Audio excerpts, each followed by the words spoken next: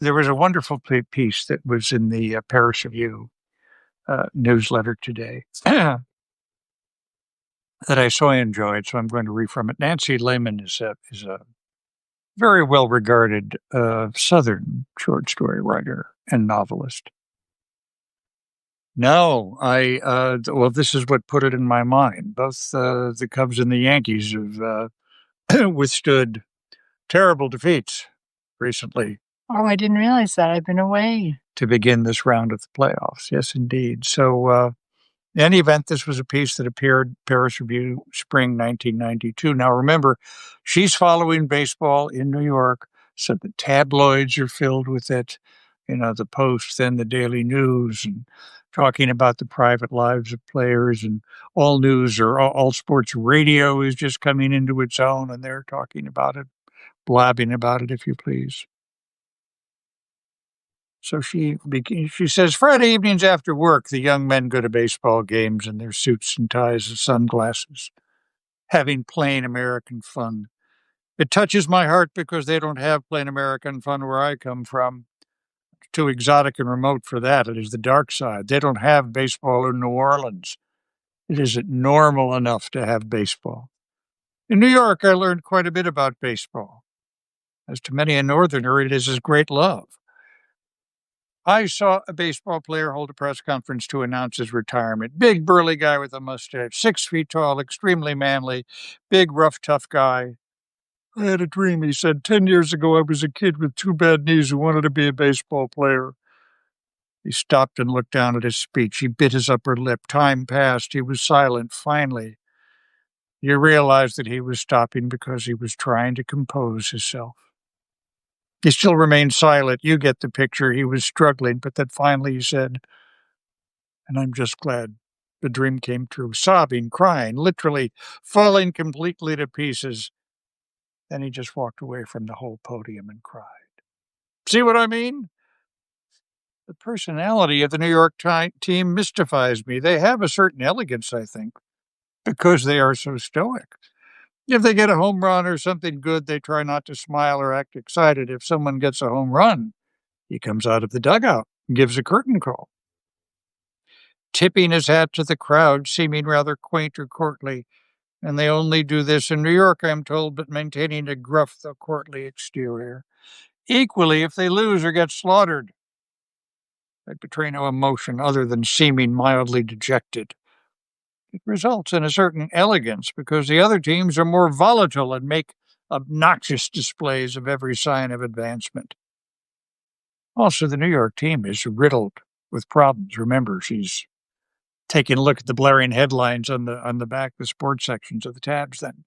If you like problems, you've come to the right place with this New York team. Each player has a dazzling array of problems, drug rehab, alcohol detox, injuries, marital problems, personality problems, nervous breakdowns, and psychological problems, also confidence problems. Yet, at the same time, they are afflicted with a ceaseless array of problems. It is the national pastime. Plain American fun, heartwarming, wholesome, one thing that draws everyone together, the very young and the very old. Everyone together. It has an innocence, a certain basic innocence, good for the children, a chance to go forth with the heroes. This is particularly hilarious. The other thing I like about New York teams is that they are the underdogs. I love that. I would never root for the favorite. I like how they're always struggling, getting slaughtered twice in one night in doubleheaders, being exhausted by rain delays, or playing extra innings until 2 a.m, then losing. She's new to it. Adversity becomes them as adversity can be becoming if its object has character. There is poignance to their struggle. Plus, then if they suddenly win, it is all the more affecting. New York teams always lose and is stoic, elegant, dejected, but to the stars through adversity. Then if they suddenly win, she writes, I am suffused with a sense of well-being. If they lose, I feel doleful and listless. I have a constant need to listen to every single game and keep up with everyone's problems. My love of baseball is inexplicable. Never before did I take the slightest interest in sports. Never was there one subject so boring to me as sports. That's what kills me about baseball, how everyone is in tortures over it as if we're the most serious thing it could be. Like the nuts who call up the sports channel on the radio all day to analyze everything. In the articles in the Tribune, the commissioner of baseball would always have these tortured quotes about integrity and self-delusions and long, tortured ponderings when it's only about a baseball. I mean, you'd think they were talking about World War II. Like the most grave subject, the baseball commissioner agonizing over principles, integrity, abstractions, as if he were Aristotle. He's only the baseball commissioner. What I prefer is the team that has a romance with failure. Let's see. This is, I think, in the past been the Cubs' problem.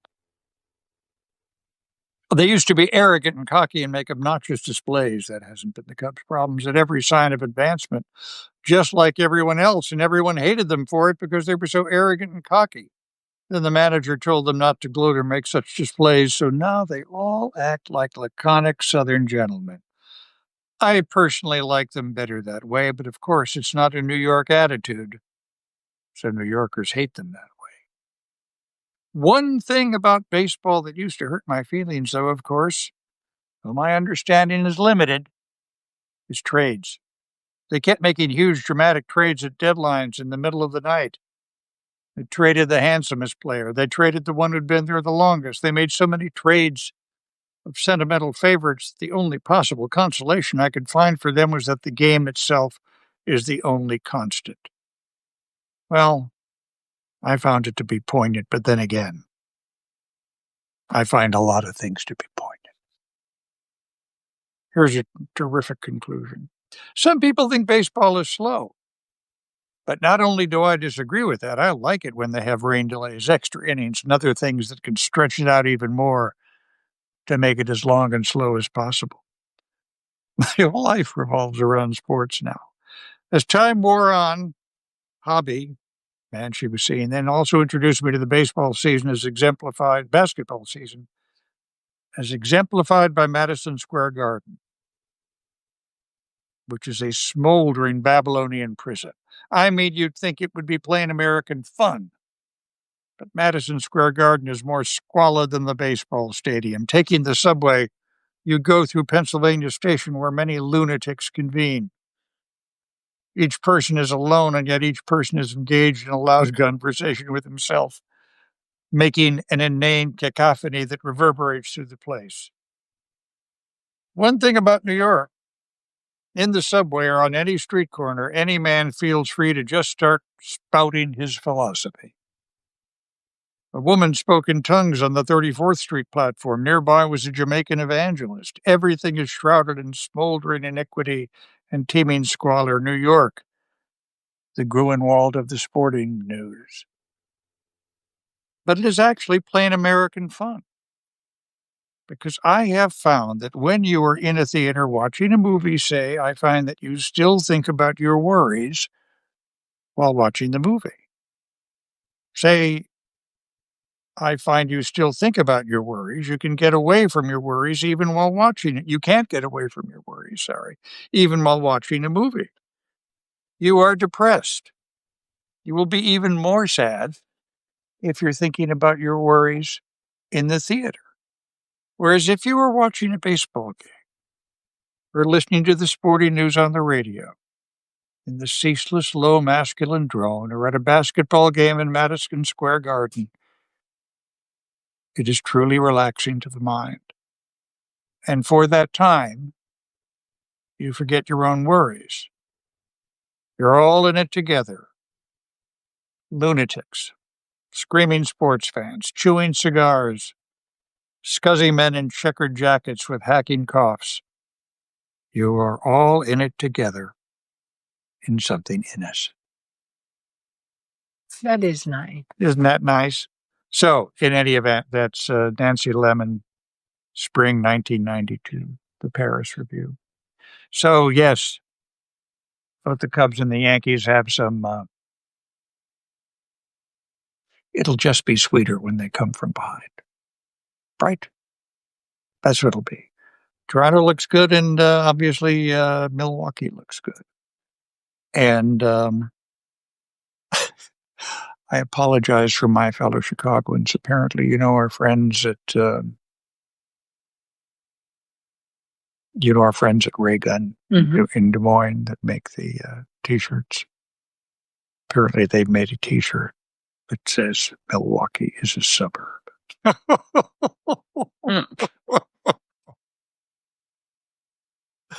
And of course, for years now, they referred to the Milwaukee baseball stadium when the Cubs play there as Wrigley North,